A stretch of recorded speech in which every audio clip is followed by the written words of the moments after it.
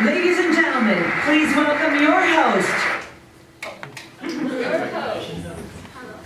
We are your hosts tonight. Caroline Szlasa. I'm Filip Boratyn. And this is Tallerico. She's also... Who just joined the... Yes, she just joined. ASC Film Society. Yeah. So maybe at first we will say a few words about our group and what we plan to do this semester.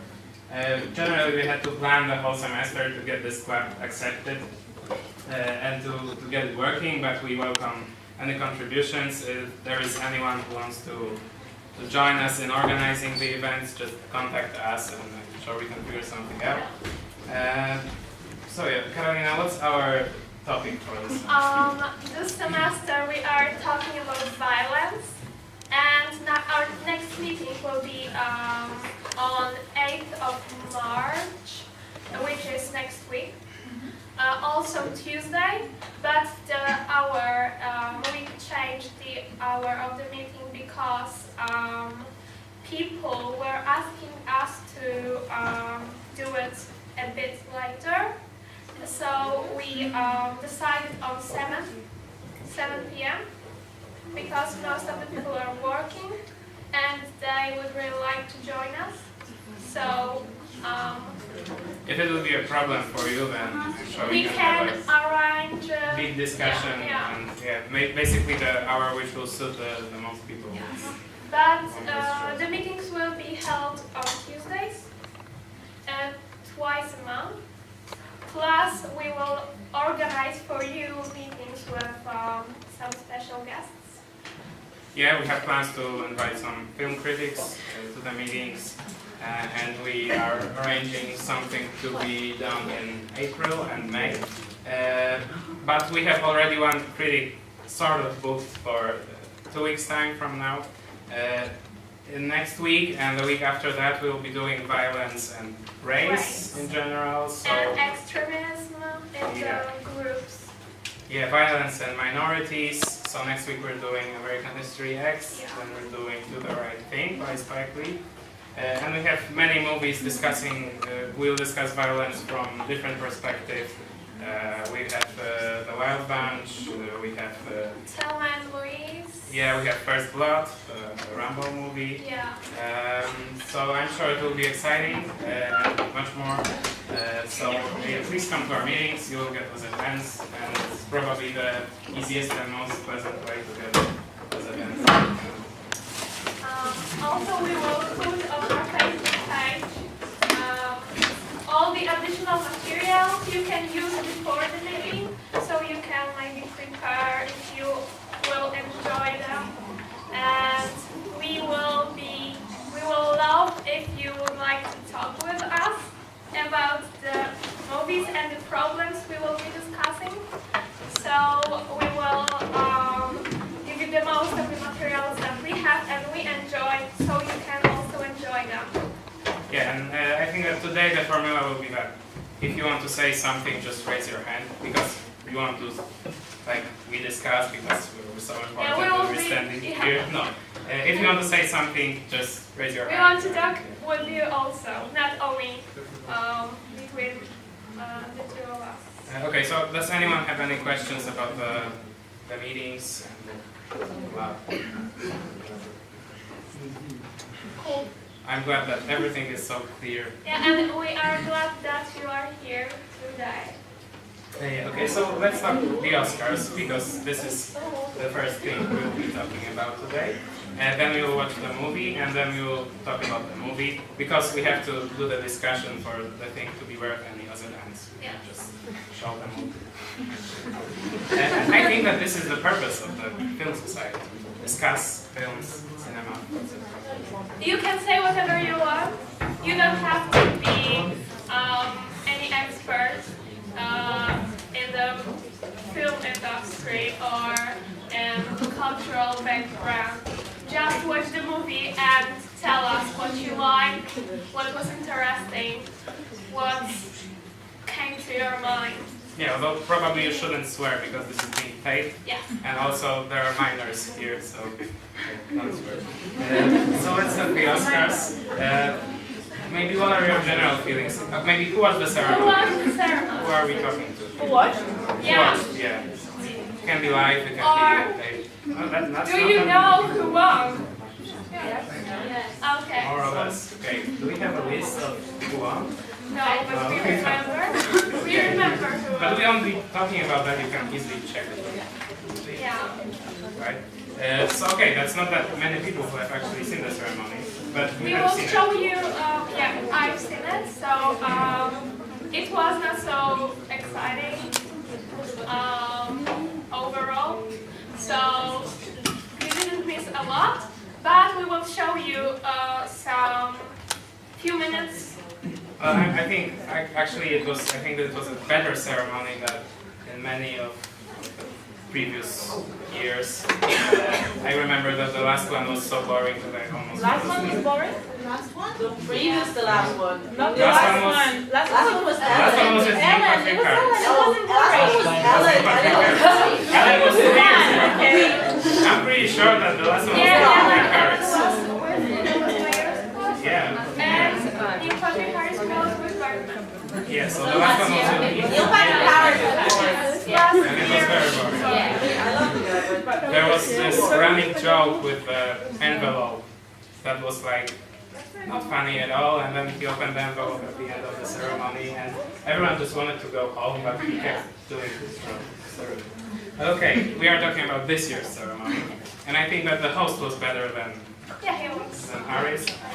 The quality of the entertainment itself was pretty good, but I think that the rooster of movies was. You think so? I don't think so. I think that the movies were great this year, and except the Revenant. Yeah, Carolina loves the. I love the Revenant. Let's not discuss about other movies because now we're gonna argue for 3 hours. No, we don't. There is nothing to argue because this is my opinion and this is your opinion. So, and this is all that we want this film society to be about. We want to hear your opinions because maybe somebody will show you something that you haven't thought about while watching the movie or while thinking about the movie. So I love the Revenant, you know, and nobody will Change your mind? yeah. Okay, but we can argue with you. And Yeah, of course, and I will try to find and show you that the Revenant is the best picture of one of the best pictures of this year. Okay, so I think that the ceremony this year was definitely dominated with the whole racial controversy. I don't know if you are familiar with the issue, not race, but race and Oscars. The whole thing came up when the nominations were announced, and it turned out that suddenly movies with people of color and movies made by people of color didn't find their way to the nominations list, and they were nominated to other awards like Golden Globes. They received the Film Critics Association's awards and what have you. So that started this whole hashtag campaign on Twitter. Oscars, so hashtag Oscars, so white. And some celebrities, some famous film people decided to boycott the Oscars this year. Spike Lee said that he wouldn't attend. Who else? Yeah, Chris Rock mentions. Maybe we won't spoil it. Yeah, but so I think that the whole controversy was like the main topic of everything that Rock said, and the whole Yeah, every construction joke of was about race and about. and I think it actually became ridiculous at some point, particularly given the fact that almost all of the presenters were color. Yeah, that So was- it became like a weird parody of the whole protest thing, and it was. But the monologue and the things that Chris Rock said were mostly referring to that. So that's why maybe we will show the monologue right now, and it's every year it's kind of the main thing that defines if the presenter, if the host is good or bad. Yeah. Because he doesn't have much opportunity to talk later during the day. Yeah, and I think that he was successful this year. Yeah, so you will judge for yourselves. Maybe we can turn the lights. Alright, so that was the monologue. What's the time? We're running a little bit late. What do you think about this introduction? Painfully true. I think some people just realized while he was saying that it's, well, that he has a point. A lot of the nominees as well. So, I think that the general, I think it's really hard to find a balance between, when discussing this racial problem and How far cinema. can we go? Because first of all you have, I don't know, authors like Coen Brothers or, I don't know, Michael Mann or whatever. They can cast whoever they want in their movies because you can't tell an artist to suddenly tell a black story if they're white. But one thing is the Hollywood industry, that there should be roles for black people in those movies that are basically productions. They're made for money and they cost money. And there should be roles for black people because this is like a job for actors. And the second thing is giving the voice to black filmmakers themselves, giving them the opportunity to finance their movies. But the whole thing can be easily turned into just tokens. Like, let's put some black people here, and I think that it was a bit of a problem of this whole ceremony. But this is a broader discussion. What's your impression of the host? Yeah, I think that he did good. Maybe the jokes were harsh sometimes, but this is exactly what the problem is. Where is how far can we go in joking about this? Maybe we should joke about this because it's something that it's actually happening and happens. But some jokes actually turn out controversial, which is a bit weird. There were think pieces written yesterday and today about that. For instance, there was a joke with Asian children. I don't know if you remember that. There was a joke when he said that now we present the people who counted the votes this year, and always there comes a man in a suit that said, "Yeah, this is PricewaterhouseCoopers, and we counted the votes this year." And this time there were 3 little Asian children who came out on stage, and the joke was, well, they counted the votes, and they also make your clothes, etc. And it turned out to be controversial, apparently. Well, I think it's a bit of, I mean, the whole, the controversies. Or was it just a joke? Okay, I think that the presenters were a bit boring this year. Presenters, not him, but Yeah, the host was pretty good, but sometimes there are some funny highlights that we can show from the presenters themselves, and I think that the jokes were pretty bad. And there was no awkward situation like with John Travolta last year or the year before when he confused the name of the woman who was supposed to come out. Yeah, Adele Gazim or something. another pretty important issue that was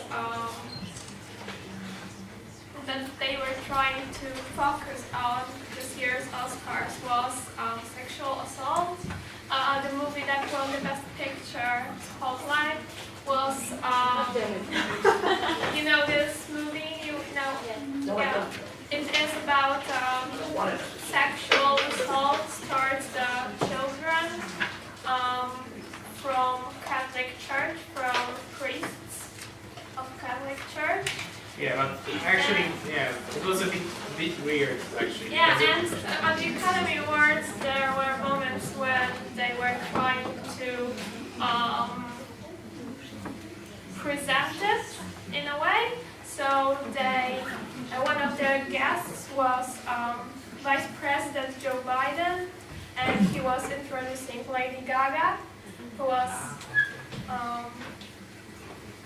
singing a very passionate song about it.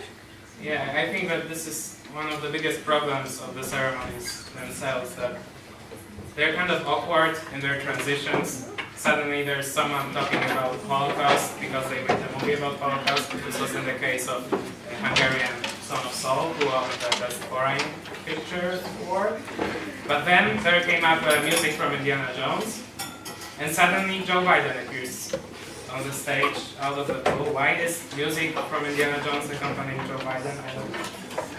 But, well, and then he starts talking about date rape. It was a bit like morning TV. Like you are talking about pancakes, and then someone starts talking about their sexual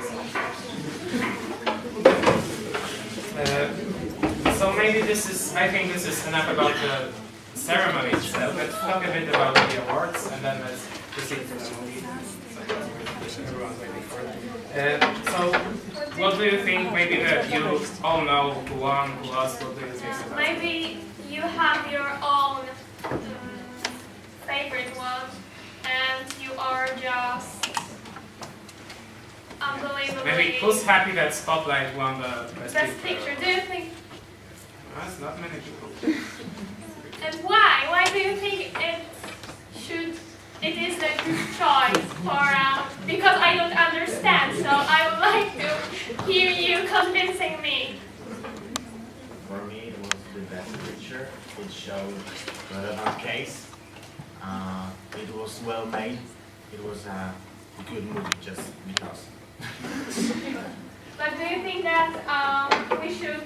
I don't know how they choose the picture, but if we are, my impression is that if we are just focusing on the importance of the issue that movie is covering, maybe it's not what the award is about for the best picture, because we're talking about movie making. Yeah, but it's been like that for years. Yeah, like with some movies like 12 This years is the weird mystery, why it's never the best movies that are nominated, but the most important movies and the ones that tackle important subjects. Actually, with Spotlight it's a bit different because it has been critically acclaimed and most critics have loved the movie. So. Yeah, but for me, for example, there was no anything like that. Directing was just simple, nothing special. Big Short was even better, I think. Yeah, Editing, directing was even better in Big Short, and there was nothing special about making the movie. The issue was very important, so it's really great that we are talking about it. And if we need to give this award to the for the best picture to this movie to make it even more important, I'm fine with that. So. Yeah, it was pretty mediocre, but so were most of the movies in the pack. I know I don't like think the so. Revenant, but Yes. it's pretty pretentious and it's quite. And Room and as well. Mad Max, I think that they were the best, and Tarantino. Yeah, but somehow I agree that Mad Max and Rome were two best movies, although you probably would prefer the Revenant. But Yeah, for me the first one, the most important film, Alejandro González Iñárritu taught me everything about movie making, storytelling. okay, but somehow neither Mad Max nor Room were in contention to win the best picture. So that is that. I don't know. Well, maybe it's the structure of voting itself and the fact that it's such a big campaign to win the award. You have to spend millions of dollars. You have to put up a campaign that's almost like a presidential campaign. Like you put ads in newspapers and TV, and you have to send out DVDs to all the Academy members. So I think that the whole voting process should be reformed to see some change with that. But what was satisfying and maybe consolation was that Mad Max won 6 Oscars. They were technical categories, but I think we should appreciate the technical people as well, because they are who make the movie as it is, actually. We don't know them, usually. We don't even think about them, but they are just great. They make such amazing things with common stuff that you would not appreciate that much if it wasn't for them. Yeah. Also, editing of the movie is extremely important, and with this movie, Mad Max, editing is just so great because this movie is so rapid, so fast, that if it was, if the editing wasn't good, you would be lost. I have a fun fact actually, but I lost it. Yeah, and It will not be that fun because you will anticipate it. Okay. so I will talk Yeah, in the meantime. they shot 480 hours of footage. Yeah. And this is how much of footage the editor had to assemble the But movie. I will not tell you now how they edited it because It's a when you surprise. were watching, while watching it, you will only think about this part of the movie. So maybe somebody will tell us afterwards, or I will tell you the secret.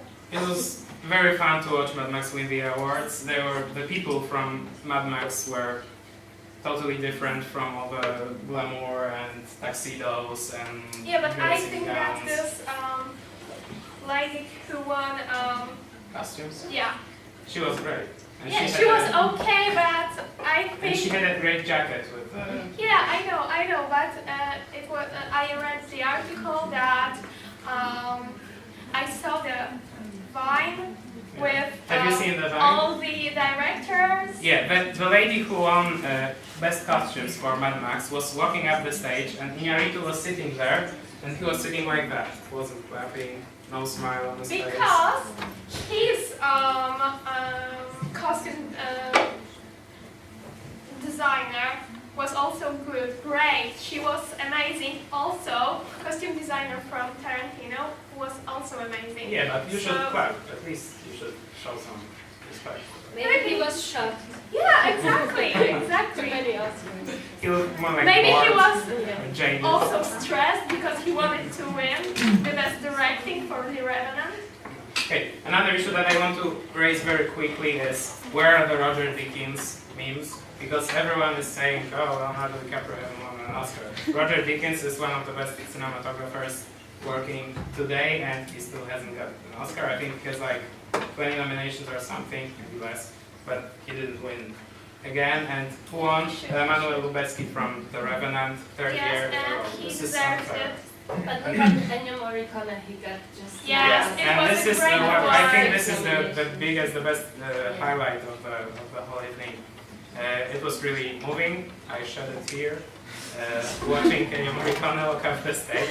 He's like Yes, 90 it years was old or the something. greatest. And yeah, he was visibly moved, and he was also almost crying. So it was great.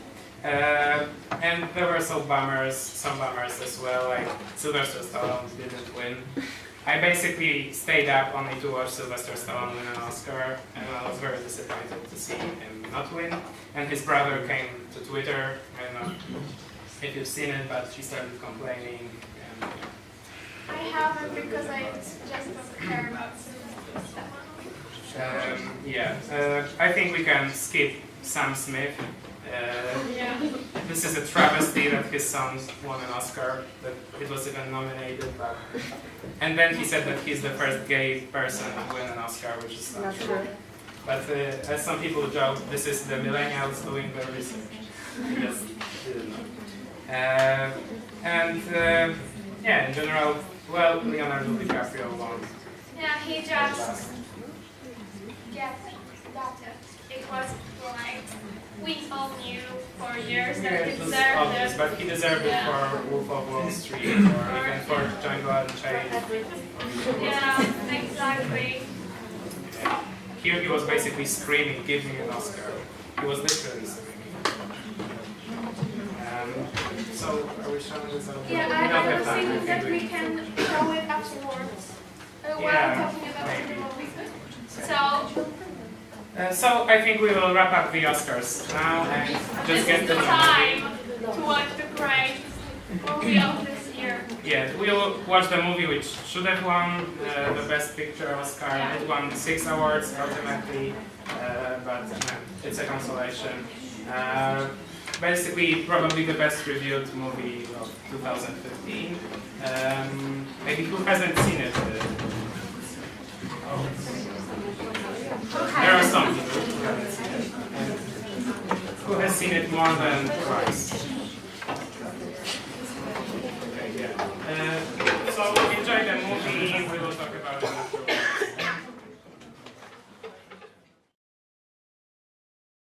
Okay, so the movie. Yeah, actually, after watching it, I can't understand how great Spotlight. Yeah. All its good sides. How can a movie like Spotlight win over this? It's really. Yeah, that's why I didn't understand their decision to give the Spotlight the award for the best picture. Mad Max didn't won everything. It's fully short because- Yeah.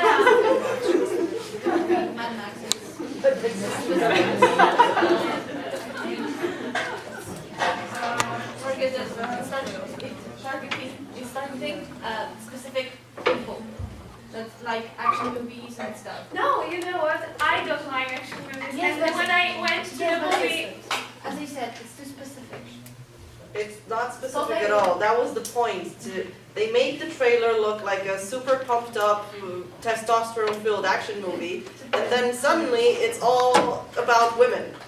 And that was the whole point. yeah. It's a That very it was feminine movie. about women, about redemption, about being together, and not just, well, yeah, of course there's a lot of cars and adrenaline and shit like that, but, that wasn't the whole point. Sisterhood. Exactly. And that's why women at the age of 55 went to see that movie in cinemas, because they found out, hey, it's a movie about women, go see it, and they actually enjoyed it, when they've never before even watched an action movie in their lives before. Actually, it's so feminist that the woman who wrote the Vagina Monologues, I don't know if you know the play, she was a consultant on the set. I mean, come on. So How much more get feminist can you get in Hollywood?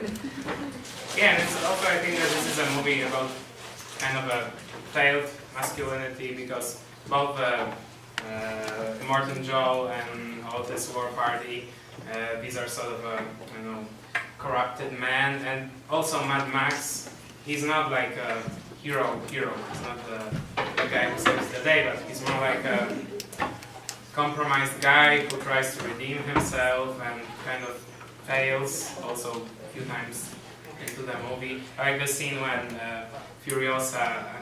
Max decides that he can't be sure that he hits the light with his rifle, and he lets Furiosa take the shot. I think that it encapsulates it perfectly what the movie's trying to say to these characters. What was the special, like you said before, that Oh, showing yeah. anything? Yeah. Everything was in the middle. When you usually do the movie, you don't put anything in the middle because it's boring. But here, they made the director specially asked his cinematographer and all of the people to watch for the center shots, because with the editing, when you have everything in the center, when you watch the movie, you kind of keep up with the story. You know where to look at during watching the movie, and your eyes are not jumping from here to here because there was a lot of action. And they were and this was the way that they dealt with the problem. Yeah. That's why it won the award for the editing. Yeah, and about the editing as well, there is a very unusually high number of cuts in this movie. It's like, in a normal movie, it's like half of it, or... Yeah, they had a lot of cameras. Some directors use one camera and some directors use many cameras. So you have more material to work with. And then when they finish shooting, the actor is stuck with all the hours. Like you said, 460 hours of material, and they made it to 2 hours.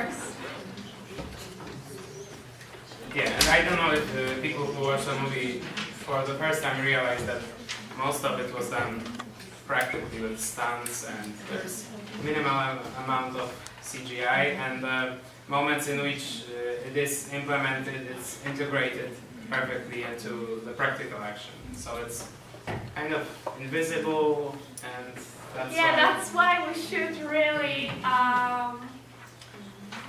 appreciate the people who are not only behind the camera or on the set, like actors, but also the people who are behind the computers. Because this movie wouldn't be that good without them. It's a pleasure just to observe the costumes and the cars. And you can watch it for the story, you can just watch it to look at it. And I think it's a perfect experience, even with that. So maybe I'm gonna play devil's advocate here, because I heard some people say that this movie has no story. That this is just they go one way and they go back. And Well, I think someone wrote a haiku about this movie, and it's Tom Hardy and friends drive to find some more water, then they drive right back. Well, basically that's the whole plot, but it wasn't the point. Yeah, and I think it's really unfair to attack a movie this way, or any work of art. If you think about it, Faulkner, As I Lay Dying, it's just a story of people who are walking with a coffin to bury their mother, and then they bury their mother, and that's basically the end of the story. So. Yeah, well, The Lord of the Rings is just 3 movies about a bunch of guys walking, you know? Yeah, so- exactly. Yeah. I would say it was actually a movie about liberation and shattered dreams and redemption. So I would say it was way more complex. You can't bring it down to like this, you know, they go back. You can, but why would you? There is so much more. Like it's like every scene is so packed with content and stories within single characters. Like I'm really curious about some of the bad guys. Like there's this one fat guy, he's obnoxious, and there is this other guy who apparently loves bullets, guns, and everything. I would really like to, you know, have them have more of a story within this story. Yeah, it's also a perfect example that Like the world of Mad Max. We have so many possibilities. There is even like a recent game that explored this idea. With various colorful characters. So I feel like it gave way to others exploring the world of Mad Max in other ways. Yeah, and I think that it's more of a movie than Spotlight, for instance, just because it tells its story through visuals and with minimal script. It's great visual storytelling, and the characters are developed in a way that it's not really explicit, but it's very much in their movements or the little things like the little gestures that you appreciate more with. The grunting. Yeah, that's Tom Hardy's great. Mad Max, and we shouldn't underestimate like later of those movies, because like you said, focus on the action and how we depict the whole story, and Spotlight focuses on the story. Period. That's the difference. Yeah, but the question is, how do we judge the category for the best picture? What do we want from the Specific like Oscars are about like more social events, so it's about more about the topic of the best statistics. Well, it shouldn't be that bad. Yeah, it shouldn't be. We were talking about it. Yeah, that's the point. They chose them because they thought that they were more, I don't know, important. Or it is really It was appropriate to choose this movie because it was talking about the important subject. And Spotlight had 1 on the Oscar and Mad Max had 6. Yeah, And I yeah. wouldn't really compare those. Yeah, it was- And I can agree because, okay, maybe it's not the best movie I ever seen about my life. It's not, but it's really important movie, and I'm really glad they made it. Especially Yeah, that's what I said before. And that's why And I'm really because glad everyone that said we really will, because now maybe people will Watch it, more yeah. attention was my point. That if this was the way for this movie and this issue to get big, it's okay. If we need that, we should do it. Well, if we're talking about Spotlight right now, the thing that bothers me in this movie is that it doesn't really explore the topic, that it says are things that we already know, and it takes advantage of some cinematic cliches. Like, I don't know, for me it was too generic, but I understand that I'm in a minority, that everyone loves Spotlight. So let's not talk about this movie. Actually, here not everyone, but I don't know, I think there was some kind of consensus. But if you're comparing it to Spotlight, maybe let's compare this movie to The Revenant. Because I don't know if I'm right saying this, but most people here didn't like The Revenant. Or did you? Who liked The Revenant? I mean, who watched The Revenant? Who watched or who liked? Who watched? Who watched? Who liked? The Revenant. I tried to watch it Yeah, twice. I've heard your opinions. Who liked The Revenant? Who what? Who Liked. liked The Revenant? Oh. I mean, we have to make the point that it had very good cinematography. Yeah, that's the And only good thing. Wes did a great job showing the Well, but the stuff. thing is, if you start realizing that cinematography is good, that means the movie is not really good at that point. Yeah, Yeah, well, that's if it was just an album of postcards Yes. with frames from the movie, it would be perfect. Yes. But the whole story was incredibly boring, and you could fit the whole thing in half an hour.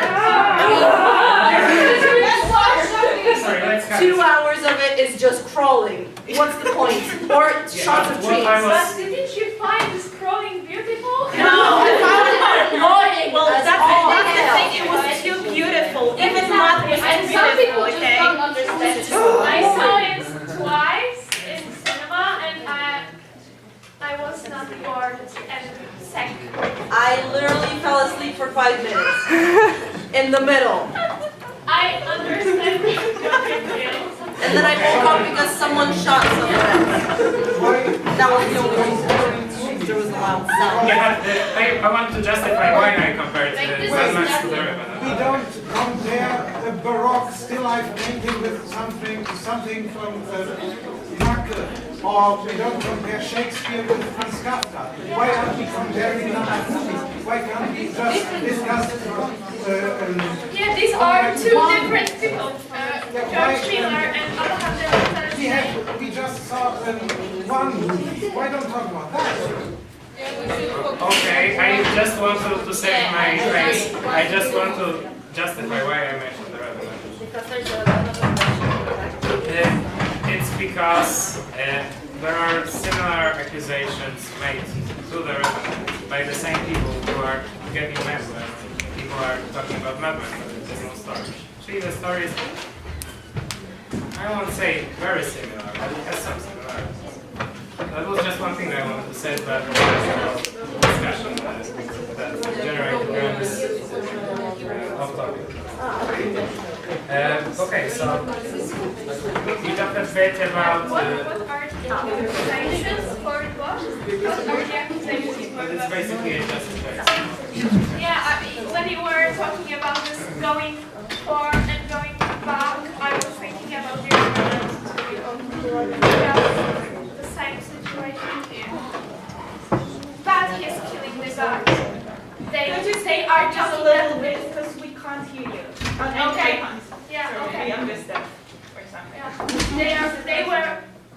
Everyone was talking about Revenant being Western, and that was not intention of Alejandro González Iñárritu to make a Western. He wanted to more explore the human side, human in contact with nature. Not really the Western, but when his aim was to kill the guy, that's the main theme of Westerns, revenge. So they put it into this category. Yeah, but, That's Okay, why- that's but the not. real guy didn't get revenge. please no Let's put the spoilers. period on The Revenant. Let's go back. Let's go back. Yeah, but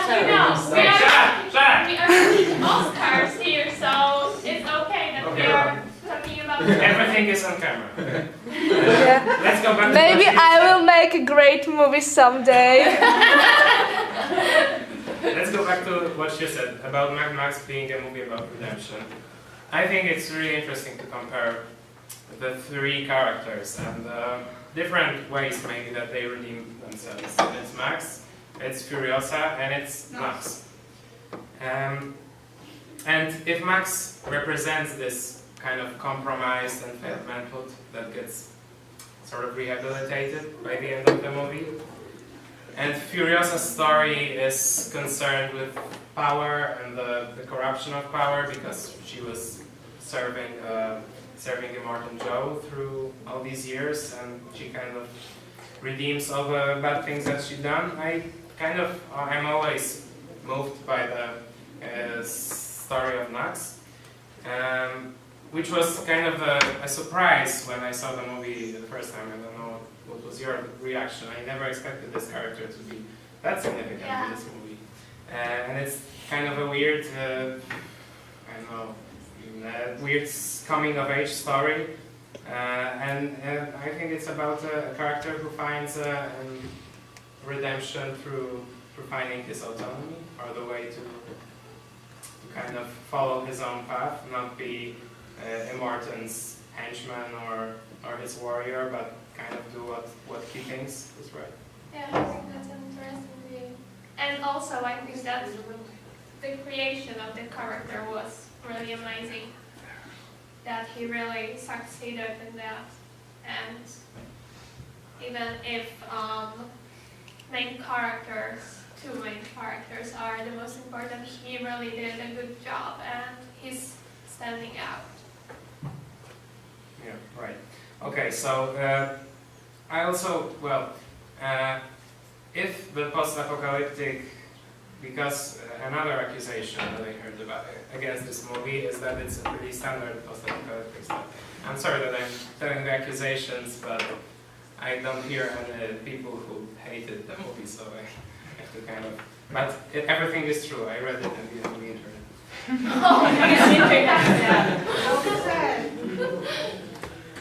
I don't see why a generic setting wouldn't be like a way to really explore something different about the setting itself. Like you can start with something generic, post-apocalypse, and you can take it somewhere else, like exploring maybe. So it being a generic setting doesn't necessarily make it a bad setting. Yeah, I agree totally, and I love the world building.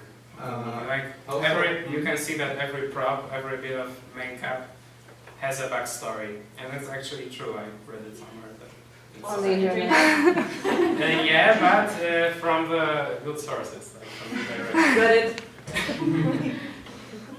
Yeah, but what I was getting at earlier was that what it also makes it special, because what is standard for post-apocalyptic genre is this post-ecologic collapse, toxic wasteland thing, which is okay because you need the setting. But I think what makes it special is exactly the feminist, the gender commentary that it makes. And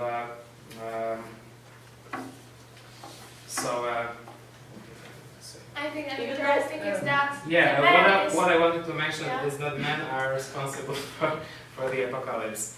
And the inscriptions that you see at the beginning of the movie with who killed the world.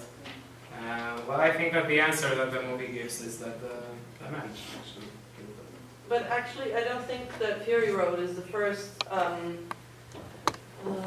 Mad Max movie that touches upon that focuses on the feminist side. I mean, Thunderdome was pretty darn strong women. I mean, Tina Turner was badass, generally speaking, and there were the kids that were found in the cave by Max, in the beautiful caves and stuff. They were led by a girl, and actually the female roles were the leaders in the movie. I mean, Max is not a leader. He's just, you know, he just stumbles upon stuff and kind of saves it, kind of doesn't, I don't know, and then walks away. I agree, but I think that the themes are better articulated in this movie. Because Max Beyond Thunderdome is just the worst picture. It just I'm not comparing one to another. I mean, Thunderdome is like half the beauty and the cinematography of Have the money. Fury Road. Sorry? And have the money. Yeah, I have, but even less, I believe. But the feminist undertones or the strong women characters started appearing way before Fury Road, and well, I think it's not just that suddenly George Miller was like, hey, let's make Mad Max feminists, just like that. It was kind of building up to it, and George Miller just decided to expand it so hard that it could not be missed in this one. Yeah, well, I think nothing in this movie was an immediate decision, also because of how long it took to actually make it. So I think that they had all the time they needed to think it through, and I actually think that it shows in the movie that how much time was spent on pre-production, and because it was actually first conceived in 1998. Yeah, we so cannot it's almost measure it actually because they had some problems. Shooting. But it took a lot of time. Yeah. So like Revenant was shot in 5 years, and they had only 5 months. So Stop comparing. Please don't. No, it's not comparing. It's just showing you how long it takes to shoot a movie, and I don't know And how. Boyhood was shot in 12 or 17 years. But we don't know how long it would take to shoot Mad Max if it weren't for difficulties that they had to take some breaks, you know. Sorry, but does that matter? Does it matter how long it takes to? No, we were make just a talking movie? about for some people You it sound so critical. no, it sounds so for some people it's important. For people who might Maybe for me. yeah, all that is working behind the camera all the time. Yeah, but I'm sure that Miller and before they started making movie, what's in it? Yeah, but I actually also think that he would say that it didn't matter that the movie took 12 years to make. Only because What movie took 12 years? Boyhood. For example, yeah, Boyhood. It was a movie created Avatar to took 11, go and it for sucked. 12. So it's not about the time. Yeah, Avatar took 11 years to make, and it still sucks. So I mean, Come on, no way, no! Avatar is Pocahontas with blue people. That is beautiful. You Visuals. Glorious visuals. It's already been done. That's what's wrong with Pocahontas. I mean, I'm not saying anything's wrong with Pocahontas. I'm And saying here you have Avatar. another planet, another world, and you create. Noises! Technology. Stop it! Yeah, I think the only You it don't have was beautiful. a story. It was beautiful in the visual way, like the Revenant. I think Avatar was boring. No. Yeah. I mean, Revenant was boring, and Avatar was just a remake Don't of think Pocahontas. about It's on a story, different just planet with watch people. with your eyes. painful, come on.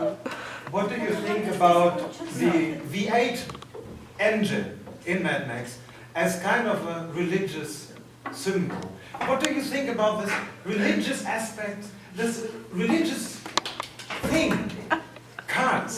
Yeah. I'm sorry. It's amazing. I think it's beautiful. In this movie, it's just beautiful how they. It makes me want to explore this religion, like what's the basis, like who's the, I don't know, a god of this religion. So yeah, it's the things like this that build the world and like make you engaged in the movie.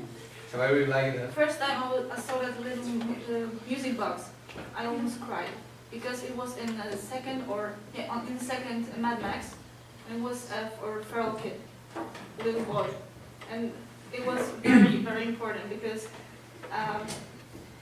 it takes back, when we see it in that movie, it takes back to a previous story and also tells much more.